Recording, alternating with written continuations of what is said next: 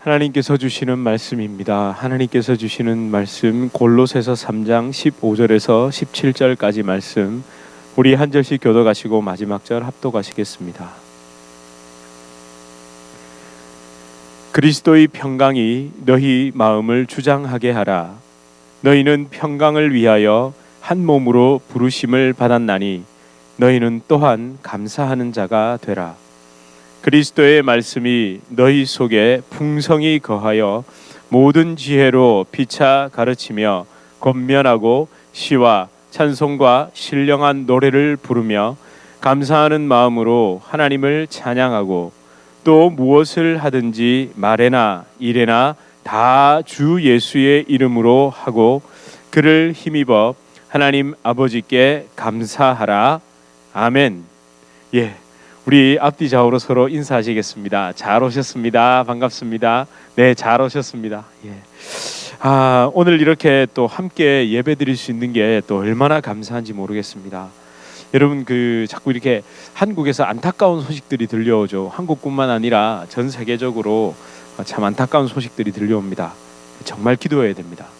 여러분, 이 사태가 진정되도록 더 이상 피해자가 발생하지 않도록, 그리고 몸이 아픈 분들이, 그 병으로 고생하는 분들이 속히 회복되도록 더 이렇게 많은 이렇게 감염자들이 발생하지 않도록 기도해야 합니다. 그런데 무엇보다 여러분, 사람들이 이 병에 대한 막연한 두려움에 휩싸여서 사건의 본질을 놓치거나 이렇게 희생양을 만들어서 책임을 전가하려는 그런 꼼수에 속지 않도록 기도하셔야 됩니다.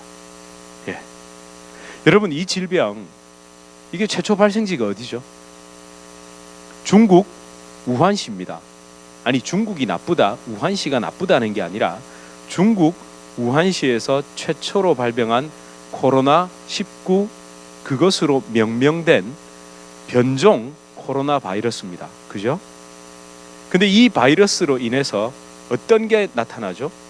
독감 아니죠. 심각한 폐렴이 발생합니다. 그리고 아직까지 통계나 이전에 임상 결과가 없기 때문에 사람의 신체의 장기에 어떠한 영향을 미칠지 전혀 예측을 할 수가 없습니다. 이런 게 본질입니다. 정말 무서운 질병이죠. 그래서 처음에 이걸 우한 폐렴으로 불렀습니다. 그런데 지금 상황이 어떻게 전개되고 있을까요? 특정한 종교 집단, 저 그거 진짜 싫어합니다. 신천지 너무너무 싫어합니다. 그런데 지금 특정한 종교 집단과 또 어디죠? 특정 지역에 한정하여 자꾸 보려고 하죠. 어디서부터 본질과 근원은 어딘데요? 중국 우한시에서 발병한 변종 코로나19 바이러스인데 우한 폐렴에서 코로나19 그러더니만 이제는 갑자기 대구 코로나로 바뀌더라고요. 여러분, 전염병에서 가장 원칙이 뭡니까? 전염성이 강한 병을 막는 가장 원칙이 뭡니까? 이건 의학 전문가가 아니라도 차단과 격리죠. 예. 그런데 지금 전문 격리 병원을 만들라고 지정하라고 전문가 집단인 의사들이 아무리 이야기를 해도 안 하고 있죠. 그렇죠. 우리 지금 성도님들 중에도 의학 전문가들이 계시는데 그게 말이 안 되죠. 전염성 있는 사람이 아무 병원에 나가서 나 코로나 걸린 것 같은데 해주세요 했다가 그 사람이 확진자가 되는 순간 그 병원은 폐쇄입니다. 지금 그래서 제가 있던 곳이죠, 대구. 제가 그래서 마음이 다 안타깝습니다. 사실 저희 가족들과 지인들의 대부분은 지금 대구에 살고 있죠. 지금 큰 대학병원이 4개 정도가 있는데 그 중에 3개의 응급실이 폐쇄됐습니다. 왜 지정을 하지 않았으니까요. 여러분, 핵심은 지금 어떤 사이비 종교 집단, 왜냐하면 특히 기독교인들에게 그 사이비 종교 집단은, 그 신천지는 너무너무 싫거든요. 그러니까 냉정한 이성적인 판단보다 감성이 휘둘립니다. 예. 그래서 지금 여러분 2주간 대구 시내와 경북 지역의 교회들이 지금 예배를 드리지 못하는 상황이 발생했습니다. 여러분, 이게 얼마나 안타까운 이야기입니까? 여러분, 정말 이 대한민국 기독교의 역사상 이런 일이 있었나요? 아니, 정말 이 너무 안타까운 일이잖아요. 이건 그래서 이게 무슨 처음에는 많은 사람들이 우한폐렴이 하나님의 심판이다 그랬습니다. 기독교를 탄압해서. 그런데 신천지는 뭐라고 하는지 아세요? 신천지가 급성장하니까 마귀가 공격했대요. 물론 말이 맞다는 게 아니라, 그럼 지금 이 문제로 인하여 저희가 예배 드릴 수 없는 건 어떻게 해석해야 되죠?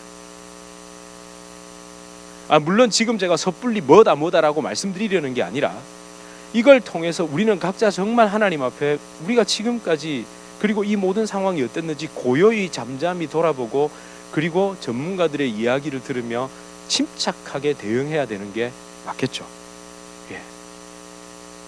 여러분, 제가 말씀을 나누는 시간이라 더 언급할 수도 없고, 그래서 제가 말씀을 또 이렇게 좀 본질과 또 그것에 이렇게 감정적으로 휘둘리는 것이 아니라, 막 이것 때문에 우왕좌왕하는 것이 아니라, 이 일을 통해 정말 우리가 잠잠히 본질과 그 원인을 정확히 파악하는 게 주요하다고 말씀드리는 이유가, 여러분, 말씀을 볼 때도 그렇게 하셔야 됩니다. 여러분, 우리는 성경을 대하고 하나님 말씀을 듣고 읽고 묵상할 때도 본질 파악과 진정한 의미를 발견하기 위해 부단히 노력해야 됩니다. 맞습니까? 예, 여러분 그렇게 하고 계시죠? 특히 목회자 혹은 말씀 전하는 사람의 말, 지금도 제가 말을 하고 있죠. 혹은 설명, 제가 일부러 설명이라는 표현을 썼습니다. 설교 이러면 뭔가 너무 거룩해 보이잖아요. 제가 지금 설명을 하고 있죠. 여러분들에게 말을 하고 있습니다. 근데 이 말과 설명, 설교 자체가 진리라고 생각하면 위험할 수 있습니다. 예, 제가 금요일에도 여러분께 말씀드렸죠. 설교자의 말을 들을 때 생각을 하셔야 됩니까? 생각을 하지 마셔야 됩니까? 생각하셔야 됩니다. 설교자의 말을 들을 때도 무조건 아멘 이러시면 안 됩니다. 그러니까 여러분, 설교자의 말을 들을 때도 생각을 하셔야 됩니다. 생각을 쫓아가셔야 됩니다. 하나님이 주신, 의심하라고의 생각이 아니라 여러분께 주신 지정의, 이걸 사용하셔야 됩니다. 그렇게 말씀도 읽으셔야 되고요, 성경 전체를 꼼꼼하게 보셔야 됩니다. 무턱대고 아멘 하기보다 생각하고 들으시고, 그렇게 홀로 주님 앞에 말씀을 다시 읽으시면서 나도 모르게 터져나오는 아멘, 그러니까 사람 설교자의 말에 반응한 아멘이 아니라 이 말씀을 통한 성령의 깨닫게 하심을 거기에 아멘 하셔야 됩니다. 여러분, 저는 이렇게 하면 힘들겠죠. 제 말을 여러분 생각을 가만히 하고 들으면 아멘 이게 터질까요? 그렇지, 요렇게 될까요? 첫 번째입니까? 두 번째입니까? 생각을 하고 들으시면 거의 두 번째 반응이 일어납니다. 근데 생각 없이 들으면요, 웅변술이 좋고 목소리가 좋고 단문으로 탁탁탁 치면서 이렇게 말 속도도 조절할 수 있고 액센트를 조절하면 자기도 모르게 아멘 합니다. 진짜인데요. 여러분, TV 프로그램 잘 보시면 개그 프로그램 같은 데 있죠. 별로 안 웃긴데도 옆에서 왜 그걸로, 그거 아세요? 방청석에서 웃으라고 이렇게 팻말 드는 거 아세요? 그래서 옆에서 웃으면 나도 웃습니다. 그건 웃긴 게 아닙니다. 웃음을 강요당한 거죠. 여러분, 우리도 모르게 아멘을 강요당할 수 있다니까요. 사실 저는 이렇게 말씀드리면 힘들겠죠. 제가 이걸 가로쳐 놓고 이걸 얘기해 마라 이러는데, 저도 저를 부추기기 위한 아멘을 듣지 않기 위해서, 이해가 되시죠? 저 자신을 설교에 대한 이런, 저도 부추김을 당할 수 있잖아요. 막 여러분이 아멘 하시고, 막 제가 딱 나오면 은혜 받으려고 준비 딱 하시고, 막 딱 나오자마자 할렐루야 하시고, 말만 하면 아멘 아멘 아멘 이러면 저도 어떻게 될까요? 예, 저도 모르게 저 자신도 그 부추김에 속아 넘어갑니다. 그렇다고 또 너무 딱 이러고 들으시면 좀 무서운데, 여러분, 말씀에 붙들림 받으셔서 하나님께서 주시는 지혜로 그 성령께서 인도하시는 대로 생각하시면서 말씀을 들으시고 읽으십시오.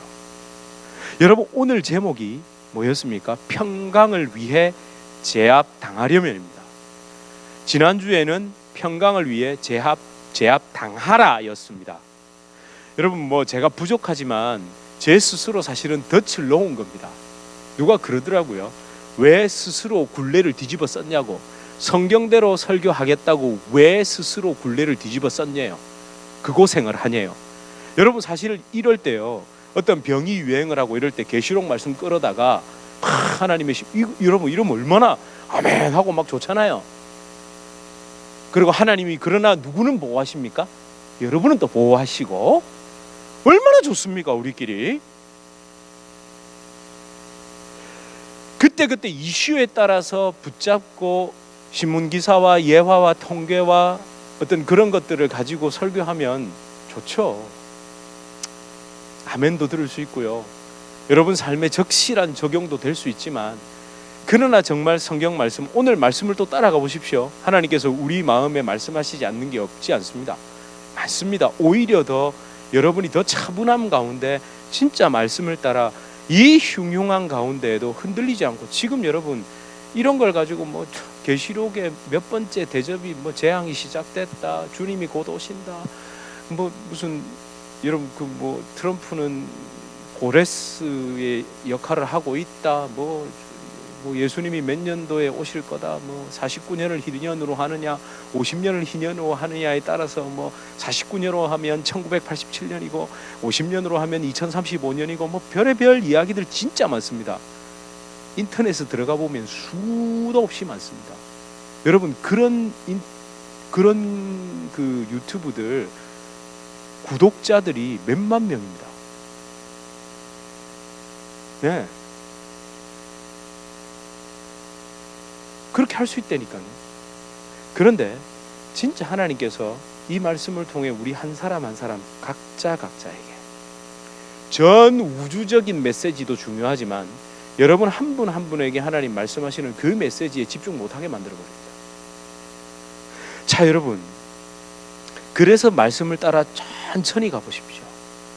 여러분 이 평화, 평강, 화평, 여러분 이것에 대전제가 있습니다. 첫 번째가 뭘까요? 첫 번째 대전제가 뭘까요? 평화, 평강, 화평이라는 것의 대전제는 갈등이 있다는 겁니다. 여러분 갈등이 없는데 평화가 필요합니까? 평강이 필요합니까? 그죠? 갈등이 있으니까 우리가 뭘 추구하는 겁니까? 평화와 평강을 추구하는 거죠. 화평을 추구하는 거잖아요. 아니, 갈등 없는데 그게 왜 필요합니까? 아니 지난주에도 보셨듯이 아니, 서로 전쟁의 위기가 있으니까 뭘 체결합니까? 평화조약을 체결하잖아요. 전혀 우리하고 싸울 일이 없는데 미국하고 한국이 평화조약 체결하나요? 그런 거 안 합니다. 예. 평화조약은 갈등과 그 싸움을 전제로 합니다. 그리고 그 갈등은 좋은 게 좋은 시기라는 밑도 끝도 없는 화해가 아니라 언제 진짜 평화가 임한다고요? 상대를 제압하거나 상대에게 제압당할 때 진짜 평화, 평강, 화평이 임한다고 말씀드렸습니다. 여러분 이게 팩트입니다. 이게 사실입니다. 여러분 교묘한 워딩에 속으면 안 된다니까. 좋은 게 좋은 거라고 우리 서로 악수하고 나면 될 거라고요. 종이 조각 제가 흔들었다 했잖아요. 그 체인벌린이 이것이 우리 시대의 평강이다 하고 이 종이를 흔들었는데 그 사인한 게 단 1년 만에 말 그대로 휴지 조각이 됐죠. 그죠? 여러분 그런데 속으면 안 된다니까요. 제압을 하거나 제압을 당하는 겁니다. 근데 우리가 하나님을 제압할 수는 없잖아요. 하나님께 제압당하세요. 예. 여러분 예수 그리스도의 십자가에 제압당할 때 진짜 평강이 있습니다. 그러기 위해서 평강을 위해 제압당하기 위해서 그 평강이 나를 주장하게 하려면 어떻게 하라고 오늘 본문에 말씀했습니까? 그게 16절입니다. 그리스도의 말씀이 너희 속에 풍성히 거하면 이렇게 돼 있죠. 그렇게 거하면 16절 이하의 일들이 일어나죠. 뭐라고요? 어떤 일들이 일어납니까? 피차 가르치고 권면하게 되죠. 시와 찬송과 신령한 노래를 부르게 되죠. 그것도 감사하는 마음으로 하나님을 찬양하게 됩니다. 주님이 하셨습니다. 예, 모든 것을 주님의 예수님의 이름으로 합니다. 그렇게 겸손하게 서로 섬기고 사랑하고 말씀 열심히 보시고 순종하십시오. 생각을 하고 듣고 계시는군요. 아멘 안 하시는 거 보니까. 이거 그대로 써놨습니다. 하십시오 하면 저는 여러분이 아멘 하고 저는 할렐루야 이러고 설교 딱 끝내면 되잖아요. 사실은 거기다가 적실한 적용과 감동적인 예화, 이걸 위해서 어떤 사람이 이렇게 했더라는 감동적인 예화, 적실한 적용을 하고 딱 결단하라고 하고 집으로 가시고 아멘 하고 집에 딱 가시면 집에 가면 어떻게 될까요? 아멘이 노멘이 됩니다. 근데 차라리 여기서 생각을 하시면서 저 노멘 아니야 이러시다가 집에 가셔서 정말 이 말씀 가운데 고요히 내 안에 진짜 갈등이 무엇인가, 내가 정말 이 평강이 없는 이유가 무엇인가, 왜 나는 하나님의 말씀에 제압당하기 싫어하는가, 이걸 고민하시다가 그 노멘이 아멘이 되시길 축복합니다. 그렇게 되시길 축복합니다. 그래야 저도 부추김을 안 당하죠. 여러분, 이 젊은 나이에 설교 좀 한다고 부추김 당하고 목회 좀 잘한다고 부추김 당하면 저 죽는 겁니다. 진짜 죽는 겁니다. 아니, 목회를 하는 동안, 아니 주님 품에 갈 때까지 저도 모르게 그런 것에 부추김 당하면 이 말을 하면서도 왜 마음 저쪽에는 그래도 그래 좀 해줬으면 좋겠다 이런 생각이 들까요? 이걸 끝까지 싸워야 됩니다. 저는 그게 제 본성이거든요. 여러분, 풍성이 거하여 그 진짜 의미와 그 말씀, 그 하나님 말씀 안에 정말 그렇게 풍성이 거하면 어떤 일이 일어날까요? 여러분, 겉으로 드러난 말씀, 그 번역의 한계, 원어라 할지라도 인간의 표현으로 표현할 수 있는 것에는 분명 한계가 있습니다. 그래서 최선을 다하고 연구하고 살펴보고 간절히 성령의 깨닫게 하심을, 그 비추심을 구하게 되는 겁니다. 여러분, 오늘 본문의 중심, 그 16절, 15, 17, 18절의 그 15, 16, 17절의 그 중심은 그리스도의 말씀이 너희 속에 풍성히 거하여져. 거하여. 여러분, 이 거한다는 말 많이 들으셨습니까? 안 들으셨습니까? 아니 뭐 dwell, 그 다음에 막 내 안에 거주한다는 거 있잖아요. 거주하는 거. 하나님이 우리 안에 거하시고 사신다. 그렇죠. 나와 동행하소서. 너무 잘 아시잖아요. 거한다 이러면 또 머릿속에 탁 떠오르는 말씀이 뭐죠? 에이, 말씀이 육신이 되어 우리 가운데 하심에.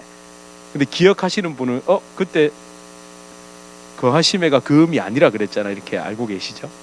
주님의 교회 성도님들 알고 계십니다. 제가 뒤에 말씀드릴게요. 그런데도 안타깝게도 요한복음 1장 14절과 오늘 본문의 그 거하게의 원어가 맞습니다. 다릅니다. 그래도 여러분 표정을 보니까 좀 가물가물하시니까 제가 얼마나 다행인지 모르겠습니다. 네. 때로는 그렇게 약간 가물가물해 주시면 제가 꼭 2번 반복, 3번 반복 안 하는 것 같잖아요. 여러분, 오늘 본문에 사실 풍성하게 거하여 할 때, 풍성이 거하여에 사용된 말은 말 그대로 거주하다, 거하다, 살다. 그러니까 에노이케오라는 이 말이 맞습니다. 그렇게 사는 겁니다. 그런데 여러분, 이 거하다, 거주하다라는 이 단어가, 이 헬라어 단어가 성경에 아주 많이 등장할까요? 아니면 그렇지 않을까요? 질문을 왜 드릴까요? 아주 많이 등장을 안 하니까 드리는 거죠. 생각보다 많이 등장 안 합니다.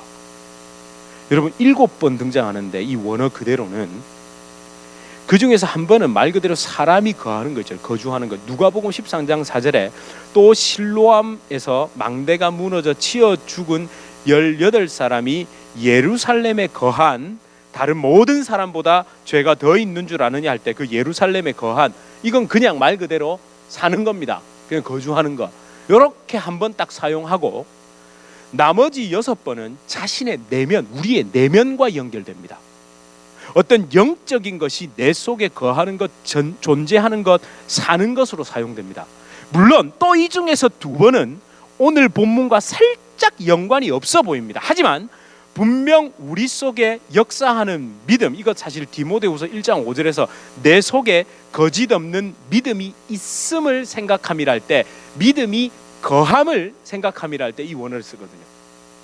그 다음에 또 하나는 제가 뒤에서 언급하겠지만 로마서 7장 17절에 이제는 그것을 행하는 자가 내가 아니요 내 속에 거하는 죄니라 할 때 사용합니다.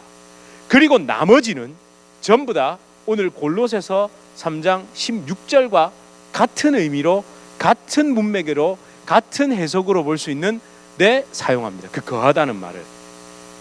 이렇게까지 상세하게 설명할 필요 없나요? 쉽게 하라. 쉽죠? 안 어려우시죠? 절대 어렵지 않습니다. 왜냐하면 여러분은 생각을 하고 계시기 때문에. 그리고 상세하게 보여드릴게요. 여러분 한번 보십시오. 나머지는요, 좀 글자가 작네요. 이게 항상 문제입니다. 이 언젠가는 이렇게 큰 뭐가 있을 수도 있겠죠. 근데 중요하죠. 댁에 가셔서 꼭 고린도후서 6장 16절, 로마서 8장 11절, 디모데후서 1장 14절. 여러분 함께 읽어보겠습니다. 시작. 하나님의 성전과 우상이 어찌 일치가 되리요? 우리는 살아계신 하나님의 성전이라. 이와 같이 하나님께서 이르시되 내가 그들 가운데 거하며 두루 행하여 나는 그들의 하나님이 되고 그들은 나의 백성이 되리라. 그리고 여러분 보십시오. 로마서 8장 11절입니다. 우리를 죽은 자 가운데서 살리신 이의 영이 너희 안에 거하시면 돼 있죠. 거하시면 그리스도 예수를 죽은 자 가운데서 살리시니가 너희 안에서 거하시는 그의 영으로 말미암아 너희 죽을 몸도 살리시리라. 그죠? 그리고 디모데후서 1장 14절입니다. 시작. 우리 안에 거하시는 성령으로 말미암아 내게 부탁한 아름다운 것을 지키라. 여러분 이 세 문맥은 제가 뒤에 또 보겠지만 오늘 골로새서 3장 16절에 거하다와 같죠. 하나님의 말씀이 우리 안에 거하니까 이러이러한 일들이 일어난다는 것. 그런데 여기서 여러분 내가 그들 가운데 거하며 뭐라고 되어 있습니까? 두루 행하여. 이게 중요합니다. 우리는 거하면 나와 동행하시면 그냥 나와 함께 그냥 간다고 여러분 그냥 계십니까? 그냥 우리 안에서 숨만 쉬고 계세요? 하나님이 우리 안에 거하시면 어떻게 하시죠? 예? 뭐라고 되어 있습니까? 거하면 뭘 한다십니까? 두루 행한다죠. 예, 바로 이 세 구절의 공통점입니다. 예수님이 우리 안에 거하실 때 그분의 살아있는 말씀이 우리 안에 거할 때 나타나는 현상은 행하십니다. 하나님이 가만히 계시지 않습니다. 여러분 이 두루 행하여라는 말이 기가 막히게 번역된 겁니다. 여러분 이 원어는요 사실은 그냥 안에서 이렇게 걸어 다니는 걸 의미합니다. 우리가 하나님의 성전으로 살아계신 성전으로 회복되고 우리 안에 하나님이 거하실 때 어떻게 하신다고요?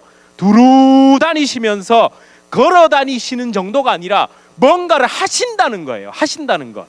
예, 여러분 하나님이 우리 안에 계실 때 걷기 운동하시는 게 아닙니다. 하나님이 산책하시지 않는다니까요. 동네 마실 아시죠? 마실 간다는 말 아시죠? 뒷짐지고 하고 이렇게 돌아다니시는 게 아니라 하나님은 우리 안에서 뭔가를 행하고 계십니다. 우리를 가만히 안 놔두신다니까요. 다니시면서 가장 먼저 행하시는 게 뭘까요? 그게 바로 로마서 8장 11절에 죽은 우리를 살리시는 거랍니다. 예, 죽은 우리를 살리십니다. 여러분 살리시는 이유가 뭡니까? 죽었기 때문에 살리잖아요. 여러분 그 의사들이 심폐소생술하는 거 보셨습니까? 진짜 갈비뼈가 부러지도록 누릅니다. 땀이 비처럼 쏟아집니다. 여러분 그렇게 살리는데요. 여러분 의사 아무나 하는 거 아닙니다. 여러분 심한 수술들 있잖아요. 막 20몇 시간씩 의사들이 막 간 이식 수술이라든지 막 심장 수술은 그렇게 합니다. 여러분 살리기 위해서. 나는 자고 있는데 마취돼서 자고 있는데 의사들은 자기 목숨을 다해 나를 살리고 있듯이 우리 주님도 우리 안에 행하시고 나와 동행하시면서 동네 마실하시는 게 아니라 여러분 심령을 휘집어 파고 계신다니까요. 여러분 심령에서 그 갈등이 일어나게 하신다니까요. 그냥 좋은 게 좋다고 하나님 말씀 들으면서 할렐루야 이럴 게 아니라 그 말씀을 들으면 찔리고 아프게 되어 있습니다. 여러분 죽었던 우리를 회복시키시고 그리고 여러분 거하시면서 살아 움직이시면서 디모데후서 1장 14절에처럼 우리 안에 거하시는 성령으로 말미암아 어떤 것들이 아름다운 일이 그 하나님의 선한 일들이 행하게 되는 겁니다. 그러니까 지키게 하라라고 되어 있는데 어떻게 해요? 안에서 나를 통해 일하시고 주님이 그걸 행하고 계시는 겁니다. 그게 바로 무엇을 행하실까요? 더 구체적으로 바로 골로새서 3장 16절에서 17절의 문맥으로 연결됩니다. 우리 다시 한번 읽겠습니다. 시작.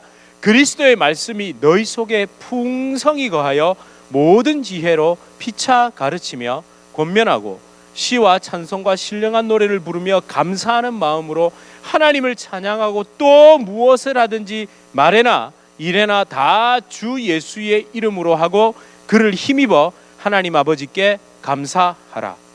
자, 여러분, 이 말씀을 보실 때 무엇가 또 눈에 들어오십니까? 말씀이 풍성히 우리 안에 거하셔서 행하시니까 뭐를 한다고요? 모든 지혜로 피차 가르친다죠. 여러분, 서로 가르치세요. 가르치세요.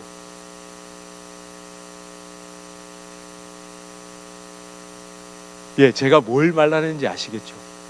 우리가 서로 가르치기 전에 사실은 이 피차 가르침 속에는 너와 나도 있지만 나와 그도 있다는 걸 아셔야 됩니다. 그가 누구겠습니까? 예수님이 먼저 우리를 가르치십니다. 내가 먼저 주님의 가르침을 받지 않고 내가 먼저 주님 앞에서 깨지지 않은 상태에서 누구를 가르친다? 그건 지적질밖에 안 됩니다. 한마디로 얘기하면 상대방이 우리 서로 종교심이 있기 때문에, 종교 도덕이 있기 때문에 예, 맞습니다 목사님, 예, 그렇죠 집사님, 네, 이러지만 속으로는 뭐라고 할까요? 너나 잘하세요, 이렇게 된다니까요. 진짜 그렇게 된다니까요. 겉으로는 티 안 낸다니까요. 근데 속으로는 우리 그러고 있다니까요. 예, 우리 그러고 있다니까요. 피차 가르침을 하기 전에 가장 먼저 내가 하나님의 가르침을 받고 하나님께 장악당하고 하나님께 제압당해야 됩니다. 그리고 여러분, 이 시와 찬송과 신령한 노래가 사실은 내 속에서부터 흘러나오게 되는 거죠. 흘러나오는 것. 여러분, 제발 이런 말씀을 가지고 우리가 하나님 말씀에 막 되면은 막 서로 가르치게 된다, 이래가지고 특히 저같이 누군가를 가르치는 것이 사명이 된 사람들이 내가 가르치는 것이 당연하다라는 것을 증명하기 위한 그 타당성을 위해서 이런 구절을 이용하면 큰일 납니다. 말씀으로 회복되는 사람들은 신령한 노래를 하고 찬양을 한다 이래가지고 무조건 하나님, 우리 왜 주의 영광을 위하여 막 찬양대 딱 깔고 막 저도 막 특송하고 뭐 이런 거 하잖아요. 그게 다 제가 막 앞에서 옛날에 찬양을 막 하고 할 때 오로지 주님만 영광 받으셨습니까? 그 박수 저도 받았습니까? 예? 묻어갔잖아요. 받았다니까요.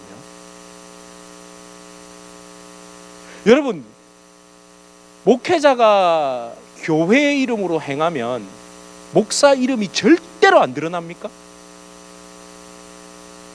절대로 안 드러납니까?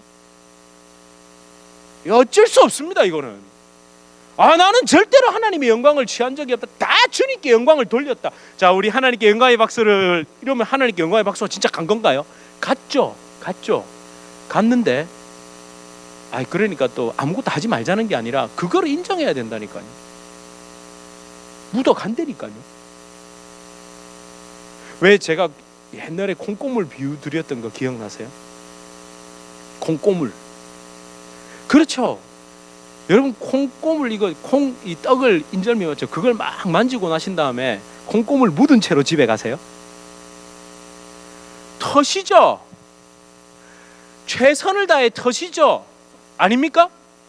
터시죠. 여러분, 이걸 다 하고 난 다음에 콩고물 묻은 채로 이렇게 집에 가면 사람들이 뭐라고 합니까? 이상한 사람이다. 근데 열심히 털었어요. 털었는데 어쩔 수 없어서 조금 묻어있는 거 사람들이 그럼 어떻게 할까요? 거기서 잘 묻었다 핥아 먹으라고 할까요? 가서 씻으세요 그럴까요? 집사님 껌을 털고 나면 집사님 제가 화장실 저기 있어요, 가서 씻으세요 이러죠. 할 수 있는 한 털어내야죠. 은근히 묻어가잖아요. 자꾸만 묻어가. 그래 놓고 자꾸만 뭐라고 얘기하죠? 하나님의 영광, 하나님의 영광, 하나님의 영광, 하나님의 영광. 그건 아닌 것 같은데요. 솔직하게 얘기하는 게 차라리 나은 것 아닙니까? 여러분, 무엇을 하든지 말에나 일에나 다 주의 이름으로 하라, 이 17절의 이 말씀도 단편적으로 생각하지 마십시오. 주 예수의 이름으로 행하라는 말은 말끝마다 하나님이 하셨습니다, 주님이 하셨지요 라는 교묘한 자기 드러냄의 수단으로 이용하라는 말이 아닙니다. 진짜 내가 죽었기에 예수님이 드러난 것뿐입니다.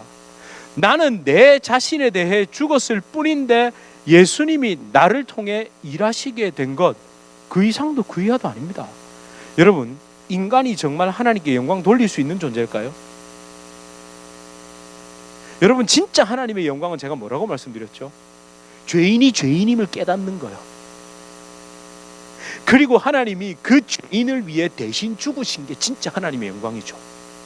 그 어마어마한 주님이 이런 미천한 죄인인 나를 위해 죽으신 게 영광이지, 그래서 내가 구원을 받았다, 영광입니다만 그것보다 더 선행되는 영광은 나 같은 걸 위해서 주님이 죽으신 것 그 자체가 진짜 영광입니다.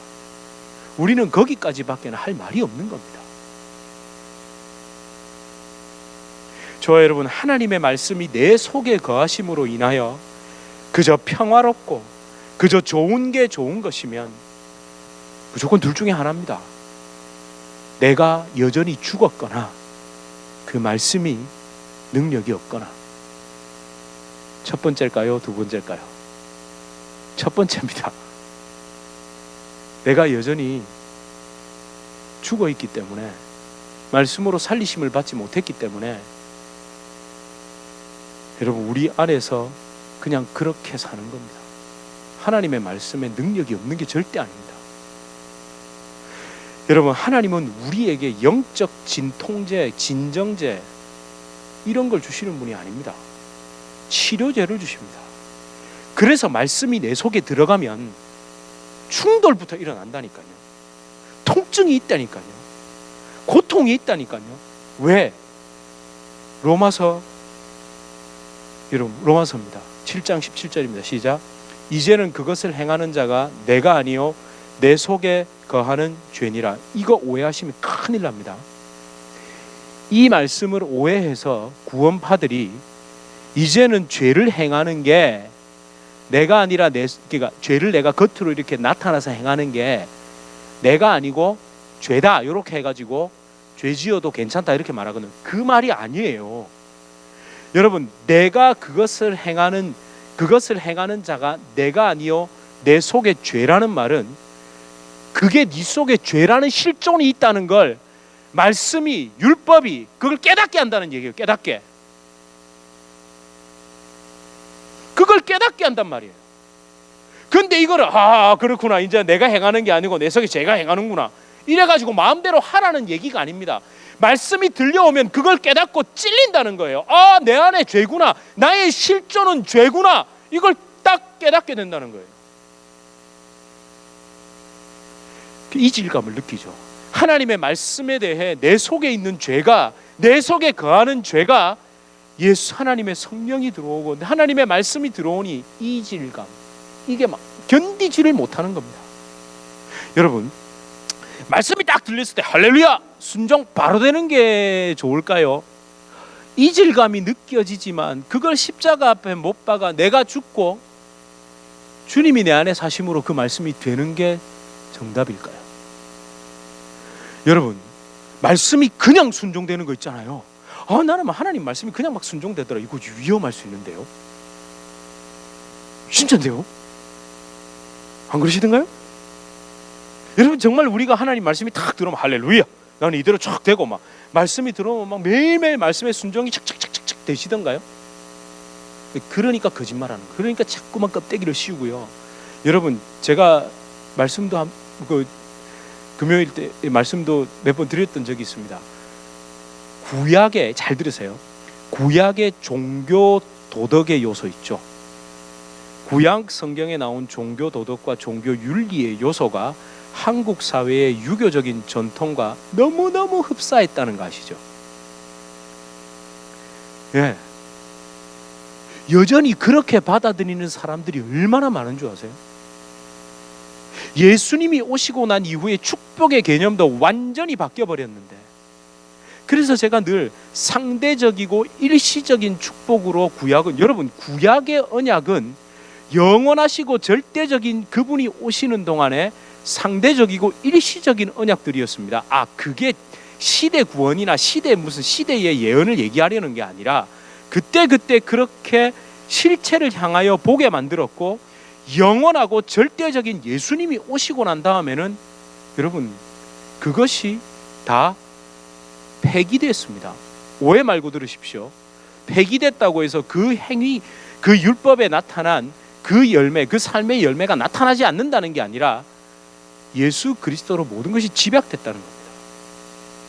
여러분, 하나님의 능력의 말씀은 우리 안에 들어올 때 이질감을 느끼게 하고, 왜? 내가 골마 있으니까, 죄로 죽어 있고 내 안에는 죄악의 바이러스가 드글드글하니까. 그래서 여러분, 이 말씀이 임할 때 바로 어떻게 됩니까? 우리 영혼이 회복되고 고쳐지는데 그냥 되는 게 아니죠. 여러분 너무 잘 아시는 히브리서 4장 12절 말씀, 이런 말씀 정말 외우십니다. 시작. 하나님의 말씀은 살아있고 활력이 있어 좌우의 날선 어떤 검보다도 예리하여 혼과 영과 및 관절과 골수를 찔러 쪼개기까지 하며 또 마음의 생각과 뜻을 판단하나니. 여러분, 주장한다는 게 어떤 거라고 제가 지난주에 말씀드렸죠. 원어적인 의미가 어떤 존재가 decision, 그 판단, 그 결정을 가지고 우리를 완전히 장악해버리는 게 주장하다, 제압당한다라는 의미라고 제가 말씀드렸죠, 지난주에. 예, 생각과 뜻을 판단한다라는 말은 우리를 하나님의 결정으로 장악해버린다는 겁니다. 그걸 끊어내게 만들고 고치게 만들고 회복되게 만듭니다. 여러분, 하나님의 말씀이 내 속에 풍성히 거하는 정도가 아니라 완전히 장악되어야 합니다. 그것이 진짜 기뻐야, 그렇게 장악당하고 그렇게 지배당하고 하나님에게 제압당하는 게 기뻐야 하나님의 사람이고 하나님의 자녀입니다. 아닌가요? 여러분, 오늘 아침에 저희 막내가 저한테 이런 질문을 했습니다. 그것도 하나, 아빠 프리덤이 뭐예요? 이런 거예요. 프리덤. 제가 옛날 같으면 이렇게 얘기했을까요? 자유. 네가 하고 싶은 대로 하는 거야, 이렇게 했죠. 아니요, 이렇게 말했습니다. 모든 가족이 지켜야 할 법을 지키는 가운데 그 법을 지켜야 네가 하고 싶은 네 자유를 누릴 수 있는 것. 그래서 어저께 어떤 일이 있었냐면, 자기 친구들에게 생일 초대를 받았습니다. 그런데 그 아이들이 전부 슬립오버를 한다는 거예요. 그건 저희 집의 룰입니다. 저는 슬립오버는 안 된다 했습니다. 가서 노는 거 오케이. 옛말에 이런 말이 있잖아요. 밥은 아무 데서나 가서 먹어도 잠은 집에서 자라. 그죠? 그랬죠. 그래서 윤슬이도 지킵니다. 윤성이도 지킵니다. 집사람도 지키고 저도 지킵니다. 우리 집의 룰은 뭐다? 법은 뭐다? 아빠도 엄마도 오빠도 언니도 예외 없이 그걸 지키고, 그리고 그 지키는 가운데 친구 집에 가서 피자를 먹건 뭐를 먹건 이 자유다. 바로 저는 옛날에 자유가 제 마음대로 하는 게 자유인 줄 알았습니다. 아닙니다. 하나님의 법에 묶여 있는 것, 그게 진짜 자유입니다. 여러분, 하나님의 법에 묶이고 하나님의 말씀에 내가 지배를 당하는 게 꺼리끼고, 여전히 꺼리끼고 그게 싫다? 죄송한 말씀입니다만 하나님의 자녀 아니고 하나님의 백성 아닙니다. 예. 내가 지키지 못해 넘어지면요, 법을 지키지 못한 내 가슴을 치죠. 걸려 넘어뜨린 그놈을 욕하고, 그런 법은 왜 만드셨어요? 이게 아니라 거기에 걸려지면 내 가슴을 치고 하나님 앞에 다시 엎드려 회개하는, 그게 예수 믿는 사람의 자세죠. 여러분, 하나님은 말씀이 육신이 되어 우리 가운데 거하심에, 오늘 줄인다고 줄였는데 길어지고 있습니다. 곧 끝납니다. 말씀이 육신이 되어 우리 가운데 거하심에, 이 거하심에가 원어는 스케네오라고 말씀드렸죠. 성전, 그 장막, 성막이 되셔서 우리에게 친히 임하신다고 했습니다. 성막의 본질은 뭡니까? 속죄의 제사를 드리는 곳입니다. 하나님의 법에 묶여 하나님의 법대로, 그 십자가의 대속의 은혜의 법대로 내가 내 죄를 토하고 하나님 앞에 엎드려 그 앞으로 한 걸음 한 걸음 가서 주님이 내 안에, 내가 주님 안에 거하는 겁니다. 말씀이 육신이 되어 우리 안에 거한다. 여러분, 그렇게 만만한 일이 아닙니다. 나와 동행하소서. 약간 트로트처럼 불렀죠. 일부러 그렇게 불렀습니다. 그렇게 만만한 일이 아니라는 얘기를 하기 위해서입니다. 하나님 분명 간섭하십니다. 분명 들추어내시고 분명 보게 하시고 오히려 내 속에서 더 갈등이 일어나게 만드십니다. 근데 그건 무엇 때문에요? 나를 고치시기 위해. 여러분, 예수 믿으면 다 천국 간다? 그 이전에 있는 프로토콜, 알고리즘, 얼마나 많은 게 움직이고 있는지를 아셔야죠. 여러분, 진짜 성전의 기능을 놓친 건 아닌지, 하나님이 우리 이 교회를 향하여 진짜 너희가 성전의 기능을 놓치고 있는 것은 아닌지, 성막의 참 의미를 너희 놓치고 있는 것은 아닌지. 저는 사실 이 성전의 속죄라는 그 의미를 놓쳤을 때 하나님의 탄식, 여러분, 이 다음 말씀이 사실 무섭습니다. 저는 요즘 왜 이 사태를, 여러분, 이게 말라기서 1장 10절입니다. 함께 읽겠습니다. 시작. 만군의 여호와가 이르노라, 너희가 내 제단 위에 헛되이 불사르지 못하게 하기 위하여 너희 중에 성전 문을 닫을 자가 있었으면 좋겠도다. 내가 너희를 기뻐하지 아니하며 너희가 손으로 드리는 것을 받지도 아니하리라. 성전의 참 기능을 놓쳤을 때, 심지어 돌아와서 그렇게 멋지게 성전까지 재건했는데 결국 또 이스라엘 백성들은, 유다 백성들은 성전의 참 기능을 잊었습니다. 제사라는 종교 예식을 인도하고 그것으로 존경받는 자들을, 그들의 행사장이 성전이 아니죠. 제사라는 종교 예식을 행하러 오는 사람들의 그 종교심을 자극하고 죄에 대한 결과의 그 두려움, 그 왜 찝찝하잖아요. 그런 거 해소시키려는 종교 유희의 장이 성막, 성전이 아닙니다. 여러분, 하나님에게 완전히 제압당하고 장악당하기보다 하나님을 이용한 각종 자기 이익의 누님은 그 종교인들을 향해 하나님이 안타깝게 말씀하시는 겁니다. 여러분, 오해 마십시오. 우리 교회는 그렇지 않습니다. 이 말씀은 다 저 교회 저들의 아니요. 여러분, 이거 특정한 교회에 말씀하시는 게 아니라, 여러분, 이때 유다에는 성전 이거 딱 하나밖에 없었습니다. 그러니까 뭘까요? 이 말씀은, 만약에 이 말씀이 여전히 살아있는 하나님의 말씀이라면 이 말씀은 오늘날 모든 교회를 향해, 그 교회가 정말 잘하고 칭송받는 교회라고 할지언정 그 교회가 이 말씀 앞에는 누구도 예외 없이 두려움에 떨어야 합니다. 저 진짜 이 말씀이 떠올라서 너무너무 겁이 났습니다. 너무너무 겁이 났습니다.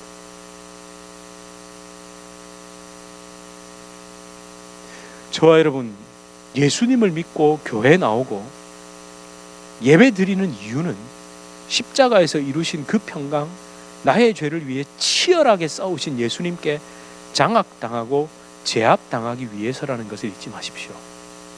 제발 그 성전 건물 껍데기, 숫자 껍데기, 나의 어떠함의 껍데기, 하나님이 나를 이렇게 여러분, 야곱 잘 보고 계시죠?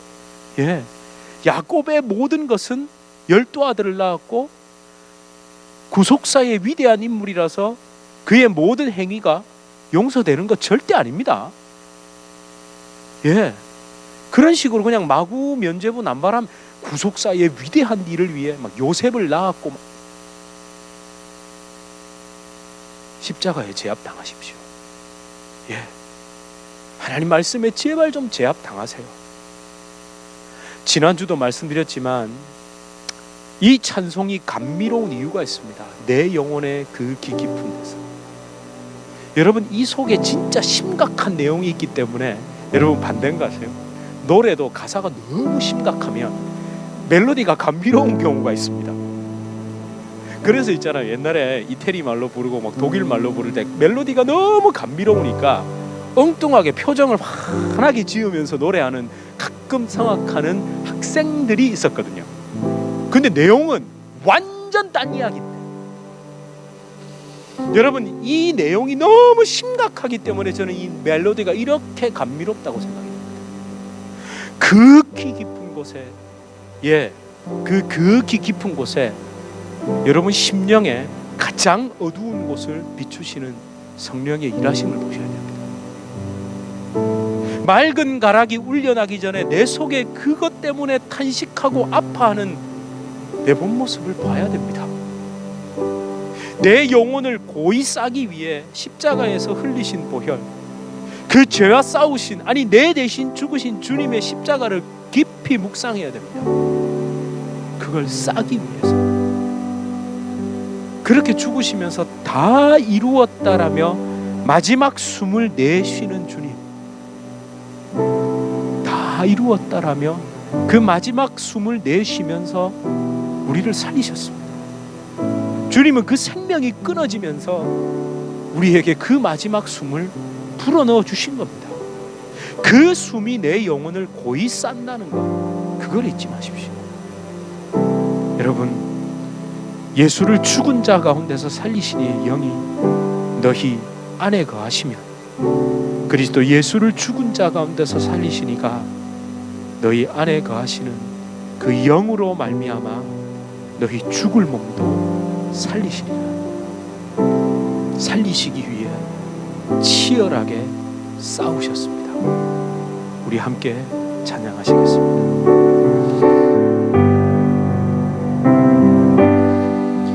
내 영혼의 극히 깊은 데서 맑은 가락이 울려가네. 하늘 곡조가 언제나 흘러나와 내 영혼을 고이 싸는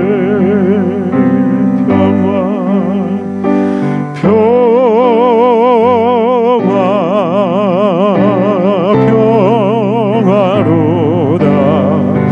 하늘 위에서 내려오네.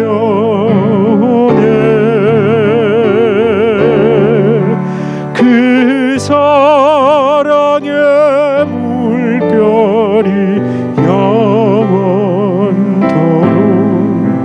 내 영혼을 덮으소서. 여러분 함께 기도합시다. 그 평화를 주시기 위해, 그 평화를 주시기 위해, 평강을 주시기 위해 십자가에서 그토록 치열하게 싸우신 주님, 그렇게 다 이루었다고 마지막 숨을 내쉬시면서 우리에게 생명을 주신 주님, 하나님, 내 속에는 의로운 것도 없고 내 속에는 그 어떤 내세울 것이 없는데 자꾸만 하나님 말씀조차도 표면적으로 이해하고 껍데기로 깨달아 하나님 주님의 뜻과는 상관없이 적용하고 그렇게 입으로 말하고 있습니다. 주여, 그 말씀이 내 안에 들어와 영적 지진이 일어나야 하고, 그 말씀이 내 안에 들어와 때로는 이질감으로 고통스러울 때도 있다는 것을 잊지 말게 하여 주시옵소서.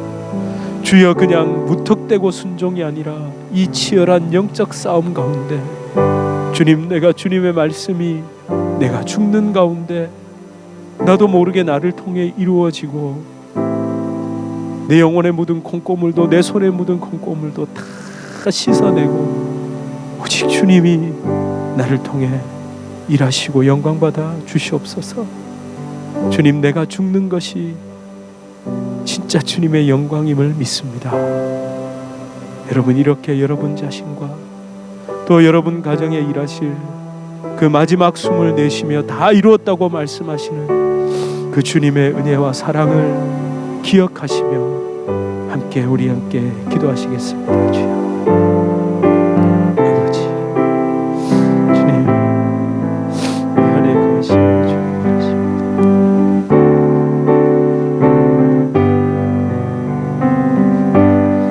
주여 도와주시옵소서. 그 마지막 숨을 내쉬며 흘린다는 그 치열하신 삶, 주여 위에 그 내 영혼의 영적 갈등을 덮으시옵소서. 주님 얼마나 아버지, 주여 아버지 용서하소서. 주여 아버지 용서하소서. 하나님의 법에 묶여 있습니다. 하나님 그 자녀는 그 법에 묶여, 주여 하나님의 법이 기쁨이 되게 하시고 하나님 말씀이 기쁨이 되게 하소서. 주여 성령으로 함께 하소서. 성령으로 함께 하소서. 하나님의 다스림 받게 하소서. 주여 아버지 하나님, 하늘로부터 임하는 주님 위로부터 임하는 십자가를 통해서만 이루어져 잊지 말게 하여 주시옵소서. 아버지, 아버지, 주님 아버지, 할렐루야.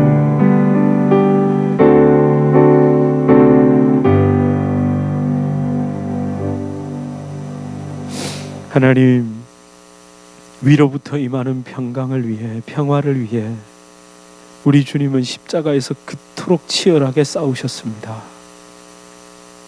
내가 어찌할 수 없는 그 죄악을 위해, 내 속에 그 간악함을 위해 하나님은 싸우시고 예수님은 십자가에서 죽으셨습니다. 주님, 그렇게 마지막 숨을 내쉬며 다 이루었다 말씀하시고 우리에게 생명을 주셨습니다. 주님, 그분의 영이 우리 안에 거하심으로 우리가 회복되고, 우리 안에 거하심으로 두루 다니며 내 속에 그 하나하나를 보게 하시고 치유하고 고치고 계심을 믿습니다. 끊어내고 잘라내고 비추시고 계심을 믿습니다. 주여, 그렇게 고요하지만 강력하게, 은은하지만 능력으로, 평안하지만 치열한 싸움으로 이루신 그 십자가의 평강에 제압당하고 장악당하고 주장되게 하여 주시옵소서. 예수 그리스도 이름으로 간절히 기도드립니다. 아멘. 우리 주 예수 그리스도의 은혜와 하나님 아버지의 극진하신 사랑과 성령 하나님의 위로 교통교제에 충만케 하시는 역사, 우리를 진정한 십자가의 평강으로 제압하시고 장악하시는 그 놀라운 역사가 주님의 교회 성도님들과 주님의 교회로 부르실 주의 귀한 자녀들 개인의 삶, 가정, 생업, 직장, 사업 하시는 모든 일 가운데 이제로부터 영원토록 함께 있을지어다.